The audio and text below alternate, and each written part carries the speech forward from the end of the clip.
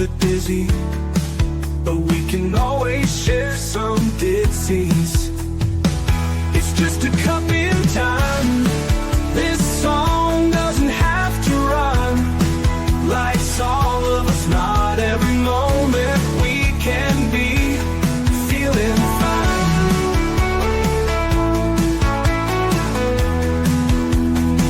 I wanna share a moment, just a second if you will, maybe even a cup of thrill. We could share this performance. It's tea time, come sit with me. Well, welcome guys. Miss Liz in the house. That's right. And it's going to be a busy week. That's right. In this house of Tea Time with Miss Liz. We have 6 tea times this week. So it's a full house. So before we get started, we're going to get everybody over to Miss Liz's YouTube channel, Spotify, LinkedIn, Facebook, TikTok, all of those platforms. You guys all know all of them out there. Give it a like, subscribe, follow, and get these tea times out, because each of these tea times do make a difference, either with a loved one, a community member, or somebody across the globe. You just never know who's impacting with a cup of tea. In this house, we do not serve a beverage. We serve real life tea. And today I have Shamayne Olivia in the house, and she's going to be sharing about her incredible workbook as well. Pull that workbook up so you'll get to see the cover and all that good stuff. And today's tea that we're serving is fun, authenticity, and curious. That's the type of tea we're serving, and that's Shamayne's tea. So let's get started with the disclaimer and then an intro, and we'll get Shamayne in here and we'll spill some tea together. Disclaimer for Miss Liz's Tea Time live show. Miss Liz's Tea Time is a global platform dedicated to sharing real life stories, diverse perspectives, and meaningful conversations that inspire awareness, healing, and connection. Miss Liz is going live using StreamYard. Before leaving a comment during the live broadcast, please grant StreamYard permission to display your name at StreamYard.com. Please be advised that all the content brought forward during any Tea Time show is presented in good faith. However, discussions may include opinions, beliefs, and perspectives that do not necessarily represent the views of Miss Liz's Tea or the Tea Time platform. Information shared by guests is based on their own experiences and is perceived to be accurate at the given time of airing. All guests, viewers, and participants are responsible for using their own judgment when considering any action or decisions that relate to these discussions. Some episodes may cover sensitive topics, including but not limited to trauma, abuse, grief, mental health, and other emotionally triggering subjects. Listeners' and viewers' discretion is strongly advised. Tea Time with Miss Liz is an open discussion forum designed to offer insight, inspire awareness, and create connection. It is not a substitute for professional, medical, legal, or therapeutical advice. If you require professional support, please seek assistance from qualified professionals or trusted resources in your area. If you have any questions regarding this disclaimer or the content of the discussion, you are welcome to contact me, aka Miss Liz, directly at my email at bookingmissliz@gmail.com. or check out my link tree at Miss Liz's Tea Time.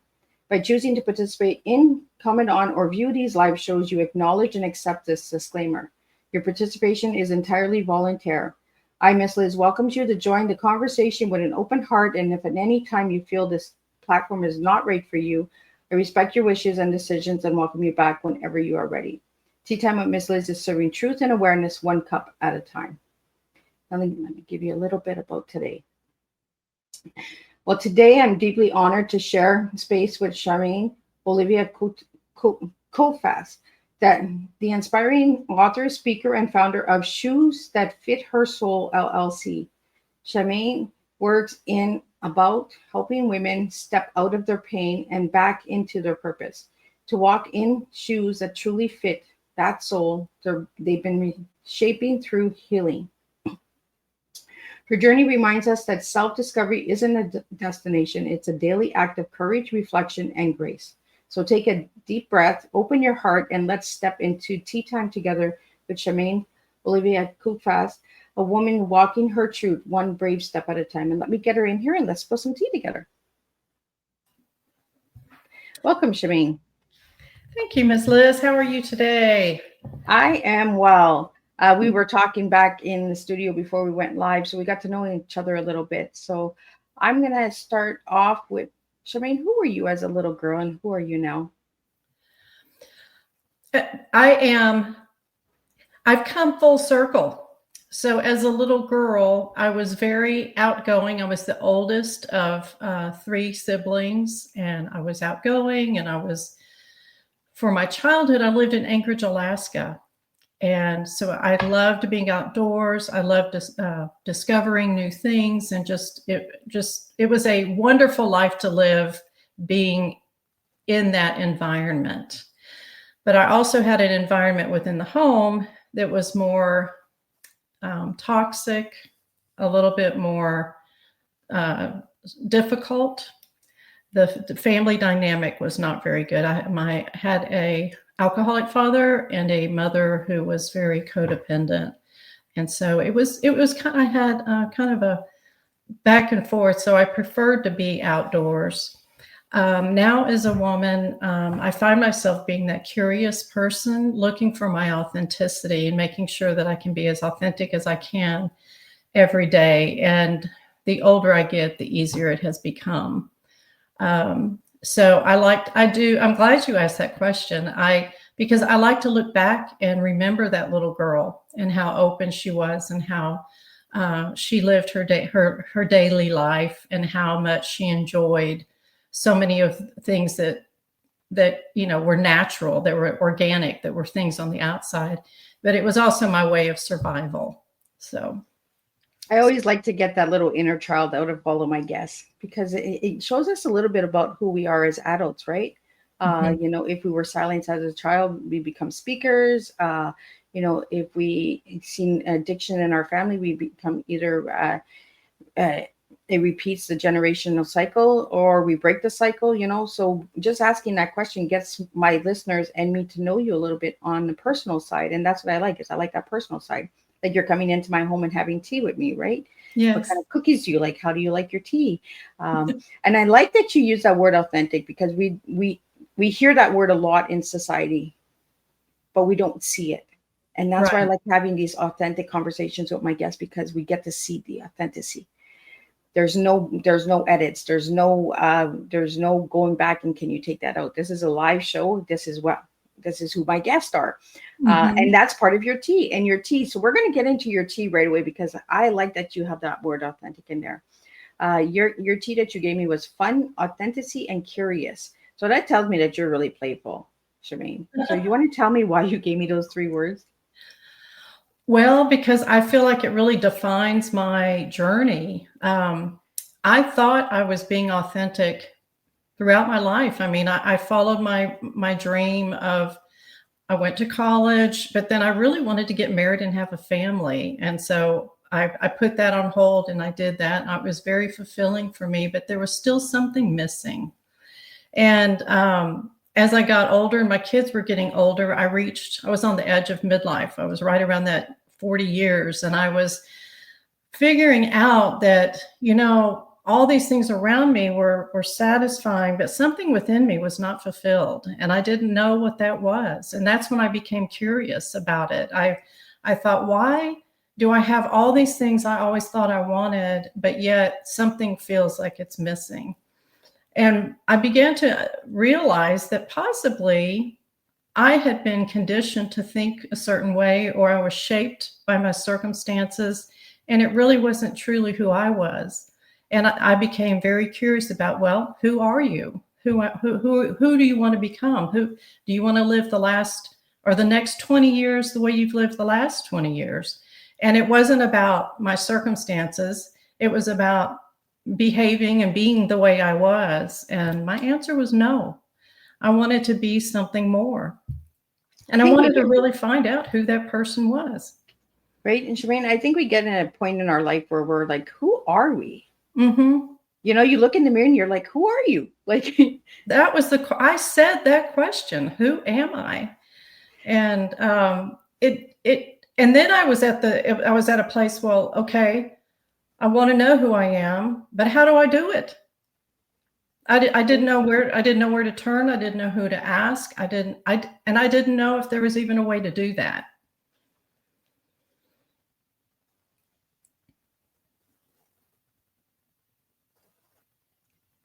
Yeah, and in life, we often look in that mirror, right? And we all often look at the reflection, and we have no idea who we are. And I find that once I turned 50, I was really doing the same thing, Shamayne. I was like, who are you? Is this what you want to be doing for the rest of your life? Is this who you want to portray? Like, because society tells us to be one way, right?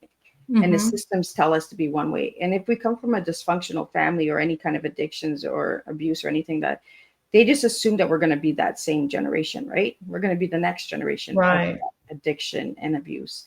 Right. And we came to a point, and I noticed this by doing my homework on you, Shamayne, is that you got to a point where you said, who am I?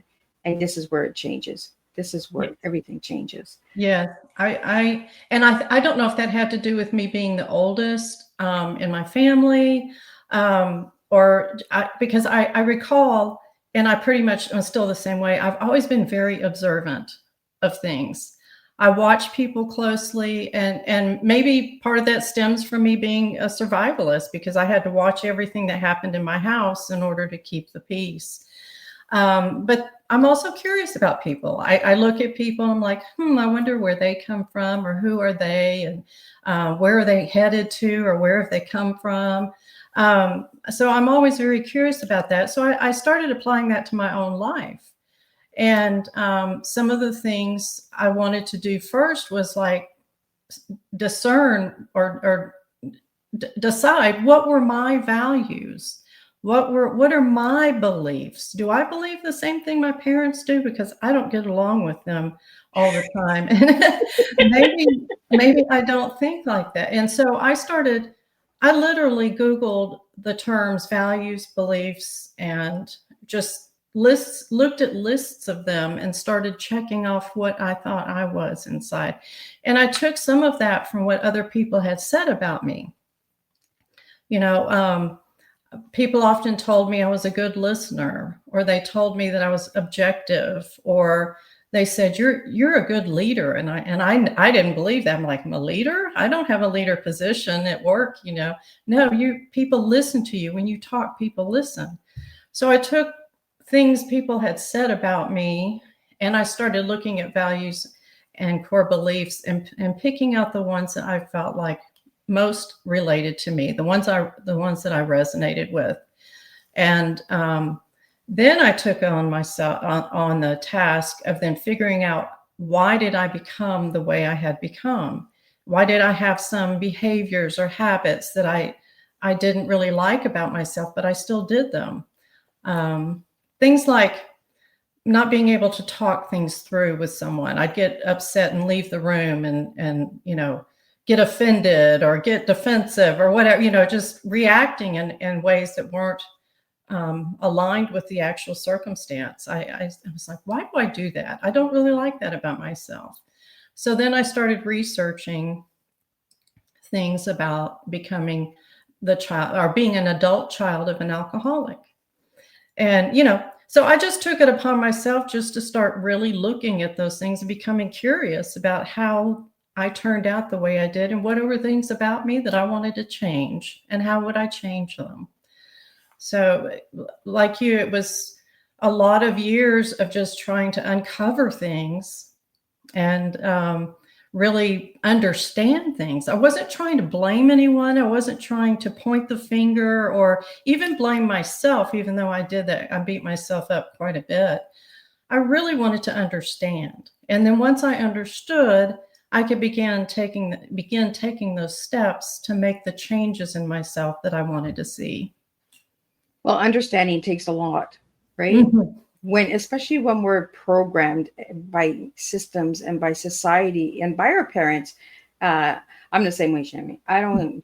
My dad has passed, but I do not get along, and I do not believe in the values and beliefs that they have. I don't believe that we have to stay in that next cycle and that next generation and keep the status and that quota, right? Of this is a broken family, this is dysfunction family. We'll just keep it dysfunction for the rest of the next 100 years, right?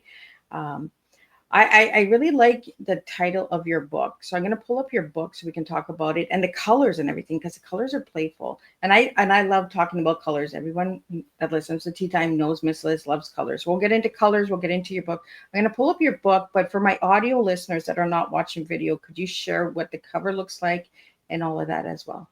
Sure. And by the way, my husband is a graphic designer. He did all my design. And we picked out the colors together. And so I want to give him some credit because to me, it's a beautiful book cover. But it's the outline of a shoe. Shoes that fit her soul represents the shoes that we put on our feet. Each of us uniquely and individually find the pair of shoes that fit, but they fit our soul. They represent who we are. And they represent things like around the shoe are the words that identify the steps of the shoe that I created, that will help you become the person you are, the person that you were meant to be all along. It helps you reconnect with yourself and beginning with the soul. So it's a play on words with each of the parts and components of the shoe representing a piece of us internally and how we can grow. And so the outline of the shoe sole are the words like bravely letting go of things, like letting go of those beliefs that you and I were talking about that don't apply to us. They don't serve us.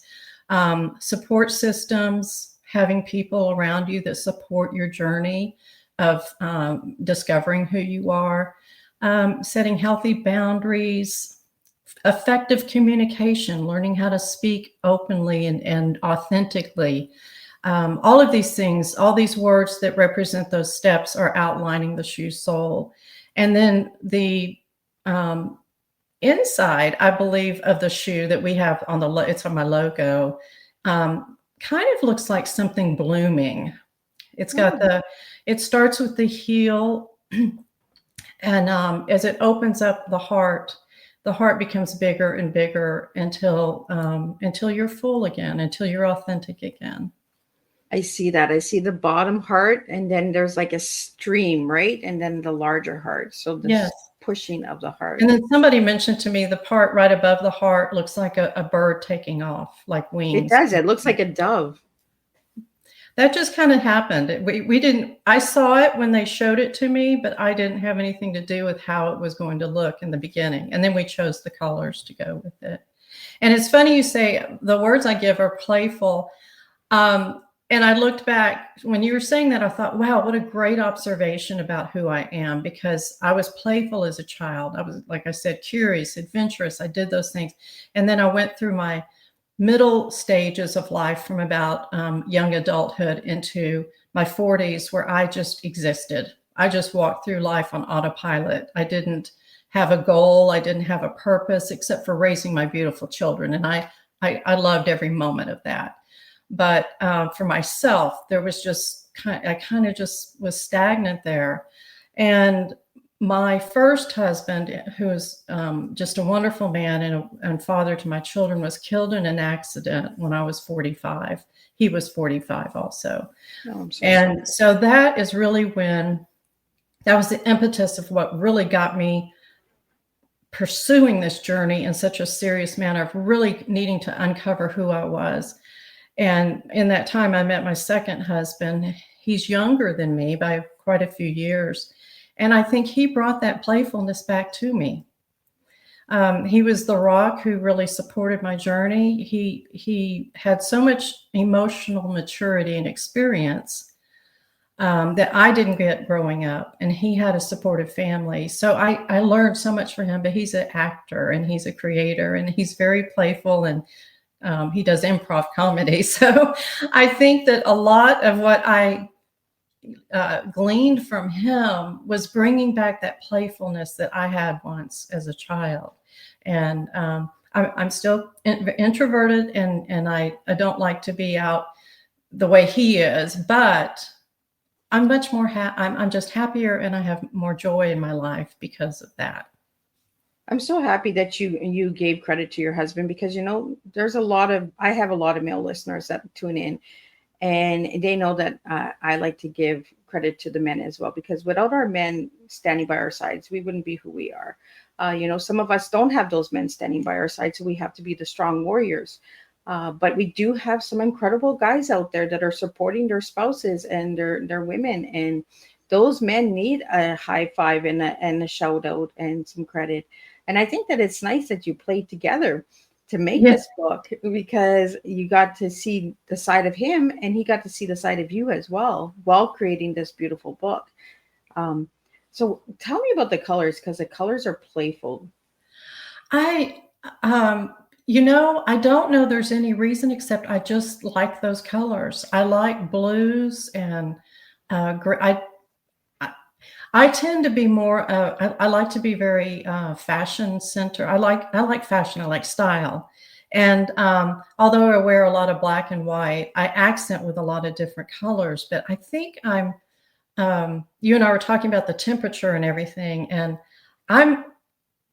Although I prefer the warmth, I like wearing fall clothes, and I Me like too. the fall colors. I Me just too. yeah, so I think that with that in mind, these are probably a little more springy looking, but I just like blues are my favorite, and then of course purple and greens are all part of blue. Blue can turn into those colors when you add other colors, and I just liked it. Yeah. Well, Shamayne, when I asked you your favorite color, you gave me blue and brown, and that's why I'm wearing blue and brown is, but Um, I can see how you played the two of them together. The calmness of the blue and then the brown, the fall colors coming in.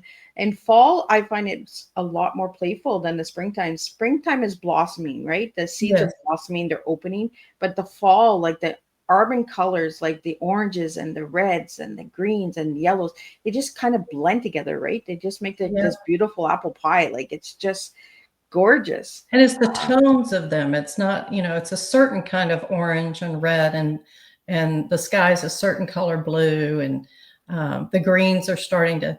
I don't know. I just I also used to love the ocean when I was growing up. We lived near the coast, and so the blues probably have play into that sense of. I would swim out as far as I could and just be by myself, and I was young when we were doing that. This was after we moved back to Texas from Alaska. But I just found myself finding my happiness and my joy within nature. And I still do. When I'm getting down, I'm like, it's time. We need to take a road trip, and I need to go to the mountains, you know, or something, just to get Let away. me go hiking. Yes, I need to go hiking to get out of the hustle and bustle of everything around me. I need that calm, and it just brings my spirit back to center and where it needs to be. Well, Shemaine, we had some questions that came in, and I'd like to get those out to you today during our conversation. Uh, I get some of my listeners to check out all of my guests that are coming in. Then they kind of send me these questions in. And so I don't know where they're coming from. I have a couple of people that sent me questions in. And the first question that I got is, your book outlines 8 steps to reclaim your sense of self. What steps do most women struggle with, and why is it so hard to take?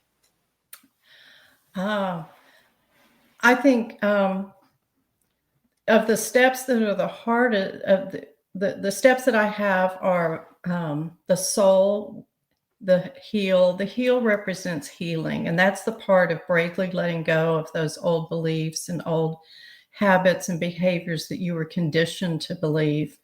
I think that's usually the hardest one for people, mainly because, I mean, healing is just a hard thing to do, and also a hard thing to admit that maybe this wasn't your fault, but somebody else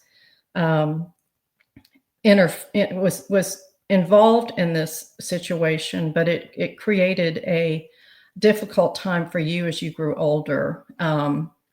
So healing has always been, for me, it seemed like the toughest. And in my book, it's the longest section because I really cover a lot of information regarding the healing. The other steps I have are the arch, which is the support system, the toe, which is, this one can be a little bit difficult. The toe is about really learning to trust your intuition. It's about learning to allow your intuition to guide you with its wisdom, taking you one step at a time forward. I have the tongue, which represents our voice. Our voice is who we are. It is the microphone that tells people who we are. And when we can speak with who we are authentically, then people know who we are authentically. Yeah, I would say that the healing was really the difficult one, and the most difficult for people to figure out, because they're really having to dig deep to uncover what it is that they're searching for. But then it's always the most rewarding too in the end. So you've used the whole complete foot. Yeah, the whole shoe. It came to me in a dream, Miss Liz. Oh. This is what is so wonderful for me is, and how I want to encourage your listeners is that I started on this project. My first husband passed in 2008, and that was the impetus that really got me going to figure out things for myself and know that I can't depend on him anymore. He's gone. The only person my kids had was me. And was I good enough for them? I mean, I was still a child in myself, because even though I was a 45-year-old woman, I still gave so many people my power. I didn't, my dad, for one, when I told him that I was going to I was thinking about changing careers, that had begun volunteering. This was after Michael passed. And so I started doing some volunteering to just discover more about myself. And I was co-facilitating these women's groups just to help support them in hard times. And I got me going. I thought, I want to be a life coach or something like that, where I can help more women in this area and show them how I did it for myself. And of course, I was still learning at that time. But when I told my dad this, he looked at Craig. Craig is my husband now, and we had just started dating. And he looked at him, and without saying anything to me, he looked at him and said, I knew she'd amount to something because she's my kid. And I was like humiliated. I was like, what? But you know what? That's who my dad was. That's who my dad's 90. He's still alive. That's who he is. He's always carried his pain and never learned to let it go. So when he left that day, I looked at Craig and I said, why do I let him talk to me that way? I'm 45 years old. I'm my own person. I'm my own. Why do I let him talk to me that way? And why do I let it get to me?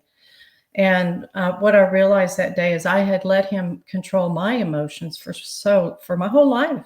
Anything he said, I took it like, yeah, you're right. You're right. That's right. No, he isn't right. He's a human just like me.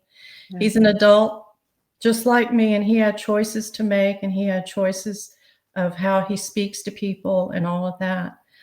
And I didn't want to be like that. And that was when I decided, no more. I've got to do some things for myself and figure out how to not be like that. And that's when I started. That was in 2008. And then I went through a lot of counseling and therapy. I did these support groups. And in 2016, 8 years later, I was really wanting to create a program that I could start sharing with other women. And that's when I had the dream. In fact, it was one of those times where I'd been writing in my journal, and I was also thinking about writing a book, and all those years, 8 years. And I was working a full-time job, supporting myself, supporting my kids that were I had one child still at home. The other two had already graduated and were moving on to college. But here I was, and I'm like, I think I'm going to do this, but I'd run out of ideas. I'd run out of creativity. And I pushed away from my computer one day, and I looked at Craig. I said, we need to go on a road trip. I need to get away. And it was a good time. It was during the summer, and I had vacation at work. And so we took off and went to Moab, Utah, and just had a wonderful time. And when we got back, I was so relaxed. You know that knot you get between your shoulders sometimes when you're stressed? I'm actually getting that worked on. Well, I used to get those a lot. I don't get that as much anymore, but I used to get that a lot. And that trip, I had one when we left. When we came back, I was like, oh my gosh, I'm so relaxed. I'm just so, and about a week, the next weekend, when I woke up one morning after having a dream. And I know it was that break that I took. You know, we sometimes have to step back from things. And your brain is like, I'm too full, you know, things are going on, you're doing so much, give me a break and I can help you, you know. So that week after we got back, my creativity window opened again. And I had a dream that I was going for a walk with a coworker. And as we got to the front door, I realized I wasn't wearing my shoes. I looked down, I'm wearing only my socks. And this is all in the dream. And I'm looking at my feet and I'm like, how do you forget your shoes to go for a walk? The shoes are the most important thing about taking a walk. Maybe next to your destined or where you plan to go, or what you're doing. But I turned around to go back and get my shoes. And before I got to them, I woke up.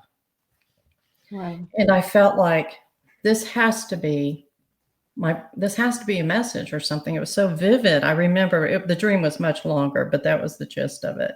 And I thought, why did I have that?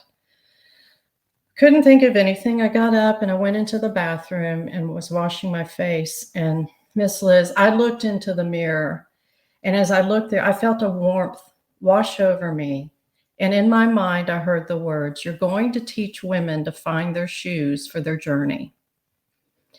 And I thought, oh my gosh, it's the emotional journey. This isn't a physical journey. This is the emotional journey. And when I woke up Craig to tell him about the dream, the shoe in my mind began breaking into these pieces. The soul is our foundation. That's where we have to begin. We've got to build a strong foundation. It's who we are in our soul. And it just kept coming out. The heel, we get stuck. We get stuck because we're stuck in the past. We're stuck in things that hold us back. The arch is support. We need support. We have to have support. You know, the toe is leading us forward in the right direction. That comes from inside of us to take one step at a time. The tongue's my voice. I need to learn how to speak, have meaningful conversations, and also to tell people like my dad, hey dad, you don't talk to me like that anymore. I don't accept that anymore. That's not true. Or whatever it is, and to be able to set those boundaries. And then the eyelets on the shoe, they were like the vision, like creating, well, who do I want to become? What goals do I want to set? Who am I? And how do I become that person? The laces came in and tied it all together. And that's the strength. That's the strength and the energy that brings all things together. That forms the continuity of our life, and just bringing it all together. And the final thing was the stitching of the shoe. And I realized the stitching goes around and all over the shoe, creating a path and creating design. And that's our journey. That's our life story. And anyway, that's how those shoes and those pieces came together, because I just felt like those were the steps I had taken, and I didn't even realize it. I looked back on that and I thought, wow, those are all the things I learned for myself to become the authentic person I am. You know, it's the simple things in life. A shoe, a tea. My Oma gave me this tea when I was 4. And all I kept hearing in my 30s was tea time. And I was like, okay, I don't want to have a damn tea right now. Like, why is the tea there? And then I realized that the tea was my pain turned into purpose, and yours was the shoe turned into purpose. You know, generational trauma, and all my viewers and listeners know this. I bring this up a lot. My story is an open book because I want people to understand that we all have a journey. We all have gone through something. Whether we write our stories, whether we do them in movies, we act them out, we get into speaking, making workshops. It's all part of the journey, right? And I love how you put all of the pieces together. And I'm a note keeper, so my little piece of paper here got all a bunch of scribbles. But Shamayne, I really love how you spoke about your father, because that kind of triggered me, because my dad was the same way, you know. When I went and got my license at the age of 26, he looked at me and he said, how dare you? And I was like, what? Oh, did I do something wrong? Yeah. But, I was not allowed to be that woman, that leader of the home. So you sharing your dad's story, and being afraid as adults of our parents, it's Right. generational trauma. It's Right. not because we're like pushovers. We're still children to these people. you Well, know Whether we're 50, 60, 70, that's still our parents. So when our father or mother tells us something, we're like, whoa, okay, okay, yeah, yeah, it's okay. yeah, it's easy to accept that until you realize that they're human just like we are. And there are adults that make mistakes just like we do. And there are adults who went through trauma just like we did. And that's the cycle that we want to break in our generation. And so, yeah, it's hard. I know a lot of that's another thing that is difficult in a stage is the boundaries. Knowing that you can set boundaries with your parents and your loved ones. You don't have to cut them out of your life. There's just certain ways to create a boundary that's safe for both of you, and also it's healthy for you. We had to protect ourselves. We still have to do that. That's just part of life. And so I learned how to communicate with my parents on their level. I also had to remember that the trauma comes from something that was traumatic in their own lives. And it usually happens during childhood. And sometimes you get stuck at that age. And so everything you do to handle life's challenges and victories and all those things, you do it as that child at that age. Typically, that's what I have. My parents, to me, my dad was like a teenager. My mom was more like an 8-year-old. And I didn't look down on them for that. I just learned that, okay, that's where their emotional capacity is. It's hard for them to handle strong emotions. When I shared with my mom that I had been sexually assaulted in college, she didn't know how to handle that. And I had waited until I was in my 50s to share that with her, because I was hoping it would bring us a little bit closer, because she did not know how to nurture, and her way to deal with things was through religion. And this is not about religion in general. It was the way she did it. And everything that we talked about, the only thing she could come up with is, well, pray about it. That was just her bypassing me because she couldn't handle it. And I don't blame her that she just didn't know how to handle strong, hard emotions. And hearing your adult daughter was assaulted as a young woman is hard. Yeah. And so for her, the only thing she could think of was, well, prayer is good for that. But that left me feeling empty. Shamayne, as we heal, right, as generational trauma, maybe it triggered something in her life. Yes. And you had said something a little earlier about your dad's pain. He carried his pain. That's how he dealt with his pain, because that's what he was taught, right? Just yes. Be rude about it. Just be cold about it. Yeah. Don't have any emotion. We grew up in that cycle of just that coldness. They didn't know how to express themselves. Mental illness was back in those days too, but they didn't speak about it. You didn't talk about it. It was just suck it up and get on with your life. Like, whether you're having a hard day or not, whether you have depression or not, there was no such thing in the 40s, 50s, 60s, 70s. We did not speak about that. And that's why I have this platform, is because we have these conversations and we get down and we talk deep, strong tea in the house, because we have to, in order to break those traumas and those boundaries and those people-pleasing moments. We're both in our 50s, and and I see a lot of similarities in our stories where our parents were the same, and that's why I start off with that question, is who you were as a child, because that's usually where we get stuck. That's usually where either the best moment of our life happened or the worst moment, and it made us stuck. And that's when the inner child has to start to heal. Yes. And with your shoe, that's what I see is a lot of inner child healing happening. Absolutely. And that's something for us to remember and know, is that once we become the adult, we can reparent that child. And so when I talk about my parents, it's not in a way that I blame them or that I think they're terrible people. I know they were victims of their own circumstances. But for me to heal from my circumstances, I need to know about their history.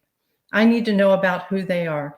And it's not an excuse, because I certainly didn't excuse that behavior. I feel like they were responsible for that, even so, but they were incapable. And so I use it as a reason. I'm like, okay, well, I understand their history now, and I can see how it has been pushed onto me some. And I even was responsible for some of their emotional healing.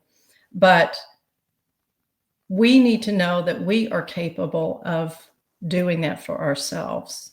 So while I'm parenting my children and learning how to do it without those things that I had learned, I was also reparenting myself at the same time. Yeah, because we didn't have that parent that had the emotion, that had that connection.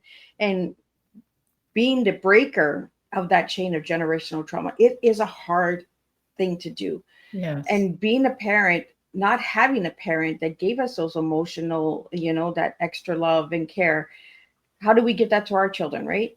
Right. Then our children come and say, well, you didn't do that for us. And then it's just a cycle. It's the pattern. Mm-hmm. It just keeps going. But I find that when we start standing up and doing what we're doing, you know, Shamayne with your shoe and me with the tea, we're breaking that cycle. Yes. But it is proven that it takes 7 generations to break that generational trauma. So that means the next 7 generations have to do the same as what we're doing. Is it going to happen? I don't think so. Because there's always one that falls back into the old pattern. I want to share something real quick about my own children, because in my own journey, I learned so much from my children. And my children are older. They're I'm in my early 60s. My daughter's almost 40, and then I have 2 sons in their 30s. And I listened to them. I listened to what they said. It was kind of like taking feedback from them. And instead of getting upset with them or defensive or mad, I started listening to them and thinking, okay, what can I do differently? And because I wanted to be different, I didn't want them to feel the way I felt. I kept looking at my daughter. I remember what that felt like. Craig asked me one time when she was in her 20s and I was younger, he was going through the healing. He's like, how do you let her talk to you that way? Because she would just scream at me. And I thought to myself, she's taking out her emotions on me. I love her, and I would rather her do that now and get it out. And I think later on we will have a better, and we have a very close relationship now. And she thanks me for being that way. But I only did it because I was afraid of losing her the way I was pulling away from my own mother. Yeah, I get that 100%. And some of my listeners get that 100%. When you live the generational trauma, you will understand what we're speaking about today. I believe that the universe brought you to my table. Thank goodness to Mickey Mickelson from Creative Edge, who has brought you to me. But I believe that the universe pairs people together for a reason, to have a conversation like we're having today. Your workbook, you also offer speaking engagements, workshops, stuff like that as well. I want to get back to that, Shamayne, so we can get that out there for people that are looking for some healing. So how can people reach out to you? And if you could spell the website for the audio listeners as well. Sure. Yes, my website is Shoes That Fit Her Soul, and that's shoes, SHOES, that, THAT, fit, FIT, her, HER, soul, SOUL, .com. And on there, really the website right now is where you're going to find everything listed. I'm also on socials on Facebook, Instagram, and LinkedIn as Shamayne Olivia, or Shoes That Fit Her Soul. The website is going to have all the things I offer currently. I wanted to say my book is coming out. It's releasing in January. My workbook is already available through my website and Amazon. Something came to mind, and if it's okay, I want to ask you what you think. Right now in a lot of the conversation that I'm hearing, and you probably are too, about the relationships between older adults and their parents, and people are you're hearing they're cutting off their parents and things like that. That's what I was saying about the boundaries. We don't have to cut people out completely, but it's healthy for us to be able to set some boundaries to begin to heal for ourselves. And so I have to admit that when my kids turned around 10, preteens to teens, I struggled with how to show up for them. And that's what you're talking about. We get stuck at a certain age. And when I was young, that was about the point, maybe a little before, that I recognized that my parents were not available for me either. And so I got stuck there thinking, when I had my kids, I'm like, okay, so this age comes. So how am I going to do this? How do I show them I love them and give them it was very weird for me to do that. And as they got older, I began to talk. We were able to talk as I healed. And as I got through my journey, I was able to talk to them about that and share that with them and say, I'm so sorry. I was not able to do that, but I didn't know how. And now they're getting to see me with their children and how different it is, and know that I have really broken some of that cycle. And one thing that happened to me was Craig's parents, very emotionally mature and have shown me a lot. And one day I went over for Mother's Day to my mother-in-law's, and she's always cooking. She's always doing things. And I asked her, please do not cook today. It's Mother's Day. I want to honor you. I want to give back for all you've been giving me. And of course, when we show up, she's already cooking some things. And my feelings immediately were like, oh, I asked you, because I'm holding all the groceries that I'm going to cook for her. And this was when I was learning to show my authentic self and try to be honest, be vulnerable. Yep. And I'm standing there and she's talking about, this and that. And also she made some of the same things I was going to make for her. She didn't know that. She just happened to pick some of the same things. And I start tearing. My eyes start tearing. And she looks at me. She goes, oh, no, no, no, no. And she ran over and hugged me. She goes, please don't cry. Please don't cry. I'm sorry. I should have listened to you. I'm so sorry. And in that moment, I was like, that is how a mother shows compassion to her child. She was more concerned about my feelings than how it affected her that I was crying. Sadly, my own mother, when a circumstance like that, because of her inability to handle emotions, her words would have been, I'm a horrible mother. I can never do anything right for you. You kids just don't appreciate anything. But my mother-in-law showed me compassion and said, I'm so sorry. You asked me not to cook and I did anyway.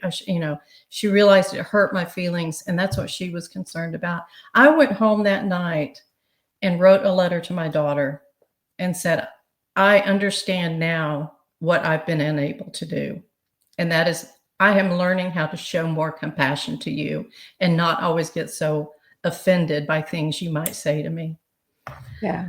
It takes a lot to learn to listen to our children. My children are in their 30s as well, Shamayne, and we've come a long way. My kids were put into care because of domestic violence and stuff like that. So the connection was broken, right? They still call me mom, but they don't look at me as mom. Mm-hmm. So how do you get close to your child when your child doesn't see you as a mom figure?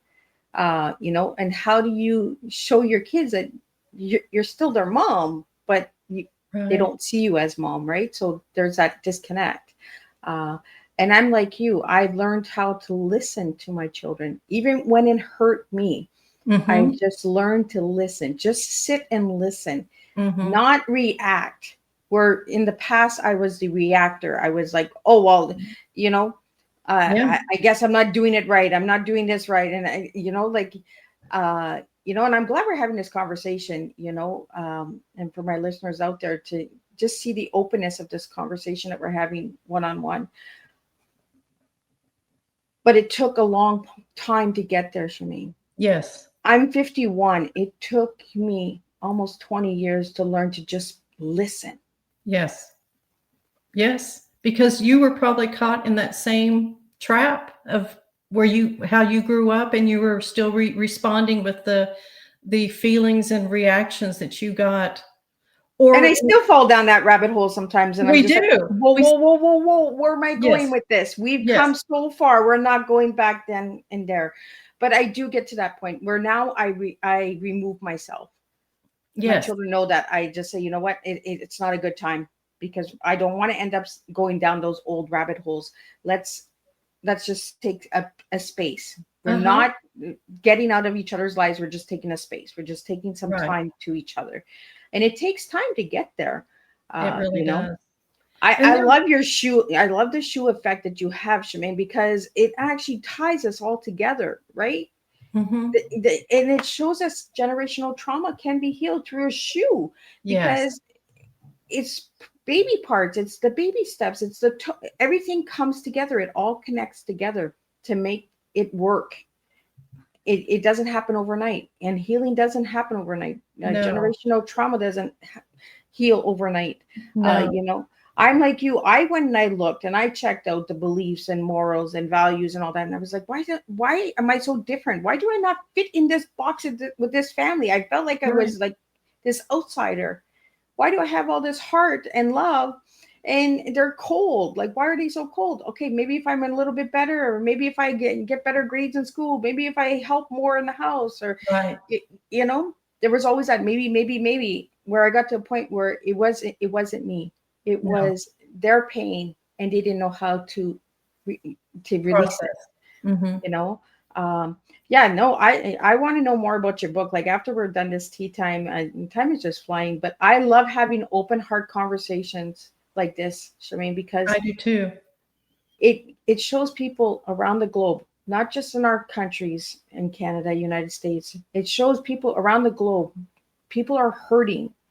People are living patterns and cycles that need to be broken, but they don't know how to break them. They don't know how to set the boundary or put the people pleasing. Like, I was the kid that pleased everybody, all my aunts and uncles, all my grandma and grandpa's. Like, everybody, go to Liz, go to Liz, go to Liz. And Liz burnt out. Like, I'm just like, I can't hold everybody together. Like, Do you remember the first time you spoke up about that? Do you remember?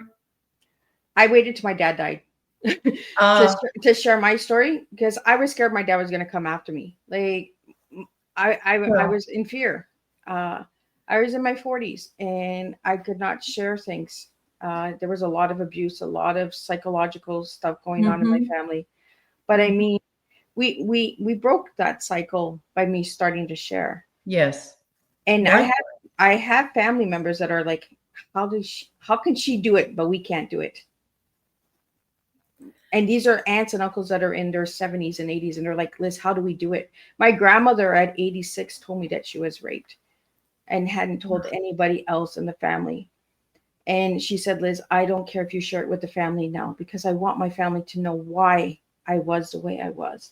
Yes. But she was 86 when she told me. You see how that you sparked something? And just by you doing the work, I feel like when I started doing the work myself, and I was doing it for myself, but it ignited other people to take note of it. And even though, like you said, they asked, how do you do it? We can't tell them how to do it for themselves. We can show them steps that we took, and they take those steps and apply them in their lives. But the fact that they're just noticing it and asking you, that's an amazing feat. To me, that's just so inspiring. And it's that's the reward, you know, that's the reward for us breaking that. And then our children's lives, and like you said, the 7 generations afterwards can begin to rebuild a new foundation for that family. We are the answer. I love that quote. I don't even want to call it a quote because I'm not going to be able to quote it correctly, but that we are the answers to the prayers of our ancestors. The ones that weren't able to break it, but felt it and knew it was there. They prayed for it to be broken. And as we come into our generation, we're beginning that process. And I love that. I feel so honored that I was part of that breaking of the cycle. Well, I really love that you said it came to you as a dream, because the subconscious, the inner child, the ancestors all come to us in our dreams. Mm-hmm. They speak to us and they give us, take your pain, turn it into a purpose.